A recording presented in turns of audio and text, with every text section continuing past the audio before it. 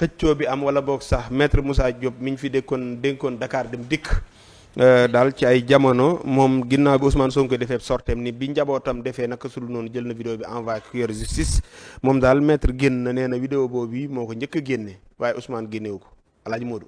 À travers benn live bi nga xam ni le président du PASTEF quelquefois président du PASTEF quelquefois premier ministre intervenant di waxtaan ak sénégalais suite à li nga xam ni métti na ko lool mooy la décision de la Cour suprême les chambres réunies ñoom ñëpp décidé rejeter li nga xam ni mooy rabat d'arrêt bi nga xam ne moom loolu bëggoon def dans le dossier bi ko opposé ak Mame Mbaye Niang diñ ko war a déclarer irrecevable mais dafa am li ma déglu ci li nga xam ni premier ministre def na ko wax na ko ci live am bu waxta jàkkaarloog sénégalais yi man dama xam c'est pas qu'il dit ce qu'il a envie de dire moo ko tey non moi je pense qu'il a un sérieux problème bu fekkee nag wax dëgg rek moo jot ñu nekk ay jullit il faut que ñuy apprendre à dire la vérité et non di passer toute sa vie dans les VAR dégg naa démb Ousmane Sonko di naan ñi nga xam ni c'était des insulteurs publics son fils Azoura ainsi qu'un certain Kairé que moom moo saisir le ministre de la justice comme nu mu koy waxee su ma saisir le ministre de la justice mu jël procureur général procureur de la république mun nañu bañ a poursuivre nee na donc moo leen saisir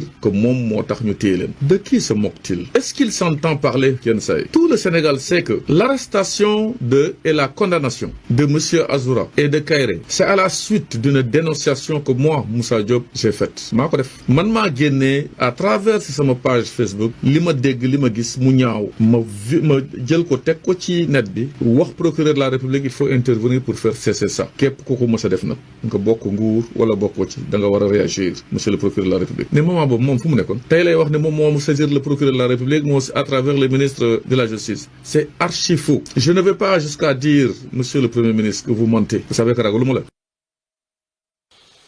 mi ngi noonu daal mel na ni Assane daal ba ñuy koy xaar ci yeneen ak yeneen ay idée daal ba mu génnee moom ci xëccooy vidéo la nekk moom maître Moussa Diop opposition bii nag la Pastef am. waaw am na solo sànq bu ñu ni maître Moussa Diop. waaw ñu ni Ousmane Sonko génn na wax na ci lu jëm si wàllum yoon. waaw justice gi sa topp. waaw mu war a génn démontrer ko.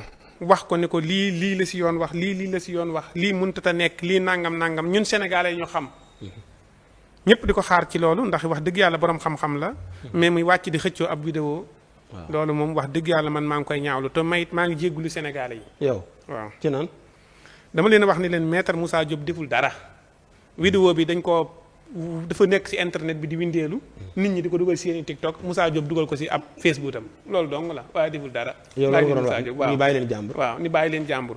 làmmuñu daaru dem pelent ko. waaw nga ne ko bàyyi jàmbur daal di bind ñoom làmmuñu daaru ñu bind daal dem signé pelent bi mi ngi ci kii bi de. pelent nañ ko nii de. dañ ko war a woolu waaw mi ngi cyber de. ah oui bu ñoom làmmuñu mi ngi cyber léegi ma ne leen waru leen ko pelent ndax Moussa. par defu ko ñëpp a def Moussa def. Ousmane bëgg yootal Moussa téye ko xamut nu mu ko yootalee di ko téye. Ousmane ni baal ma tàllal ko dara. waaw tàllal vidéo bi pour waaw Ousmane ni man mii maa partagé vidéo bi Moussa ni ko du yow de man la. man Ousmane daf ko démasqué. waaw léegi Ousmane naa ko yow la jëlal bàyyi ko ñoom làmmiñ dara ak seen penante ñu war a yéeg di wàcc. maanaam Ousmane dafa yombal liggéey bi. dafa yombal liggéey bi. léegi Moussa moom ñi mutu taxaw si procureur naa ko du man ñi meetu ko ndax Ousmane waxloo na ko. waaw Ousmane da koo waxloo te yëgul ni Ousmane nga koy waxloo ne ko yow yaa yoole booy. moo tax il faut que ñoom ñu jàngi politique wala ñu intéressant fa mu nekkoon la war a nekk. mais borom xam-xam la. borom xam-xam dana def lii yow Ousmane ni maa partagé vidéo nga ne ko man la maa ko partagé man maa leen feeñal man maa leen jàppalu. te bi la ko booy yi waxee da ngaa bañoon booy yi def pelante ni la yow la.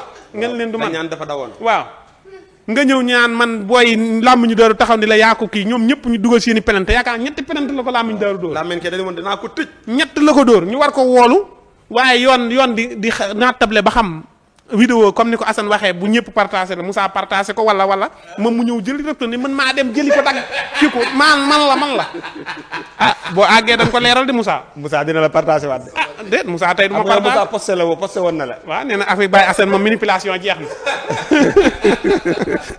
Assane sa nit nii ngay def sa nit. déet sama. tey moom kenn du la pos. waa alaaji nii la ñuy def sa nit yow maître Moussa bind la daan ni avec yow manipulation jeex na taf sa photo Sonko saraxe na ko de démasqué na ko saraxe na ko waru si woon a jàpp daa waroon a génn daan ne yéen ñi ma pelante woon yéen ñi ma doon xas yéen ñi ma doon wax naan Moussa Diop a leen yoole yéen nag xam ngeen man du ma si leen li ngeen def rek laa def mooy ñaawlu comme ni ngeen ñaawloo mais ki ko defa nga ne léegi dem leen pelante ko. est-ce que Azura yóbbaale ko parce que Azura bi ngi def vidéo naan Sonko ndekete yaa koy yoole.